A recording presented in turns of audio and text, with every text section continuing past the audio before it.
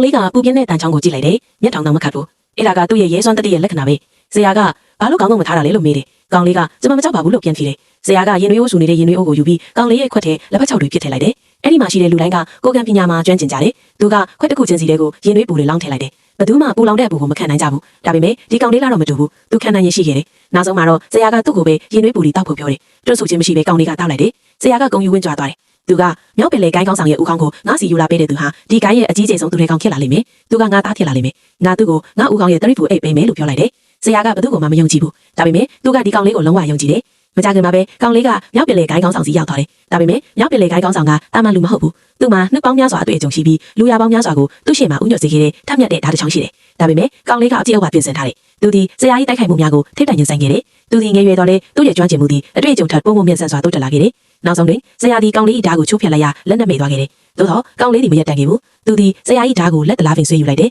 သူဒီရှေ့သို့ရှော့ချပြီးဆရာကြီးနေရောကိုတုံလို့စေသည်အားကောင်းသောလက်တီတစ်ချထိုးလိုက်တယ်ထို့နောက်သူဒီလေးလေးသို့ခုံတက်ကထပ်မံထိုးနှက်လိုက်ရသူ့ခေါင်းရှိအာယုံကြောများကိုဖိမိသွားတယ်သူဒီဓာတ်ကိုဆွဲယူပြီးအားကုန်တုံယူပစ်လိုက်တယ်ဓာတ်ဒီတိုက်တိုက်ကိုဝင်သွားတယ်ဆရာဒီထိုးချိန်တွေအသက်ရှင်ချမ်းရည်ခဲ့တယ်လေထို့နောက်ကောင်လေးကသူ့ကိုအခွင့်အရေးမပေးခဲ့ဘူးသူဒီသူ့ရင်ဘက်ကိုတဲ့တဲ့ထိုးလိုက်တယ်ဆရာဒီသူ့ဓာတ်ကြီးတားကောင်ဖြစ်ခဲ့တယ်တနည်းတွင်သူ့အသက်ကိုနှုတ်ယူသွားလိမ့်မည်ဟုသူဘယ်တော့မှမတွေးခဲ့ပြီဘူးကောင်လေးသည်သူ့၏တာဝန်ကိုပြီးမြောက်ခဲ့တော့လေပြက်ရှိနေသူဦးခေါင်းကိုထုတ်ယူရန်မှမဖြစ်နိုင်ဘူးမြောက်ပင်လေကိုင်းဝင်ရပေါင်းများစွာကသူ့ကိုအရိုက်ရဖြင့်ဝိုင်းရန်ထားကြလေနောက်အပိုင်းအတွက်စည်ရင်သွင်းပါ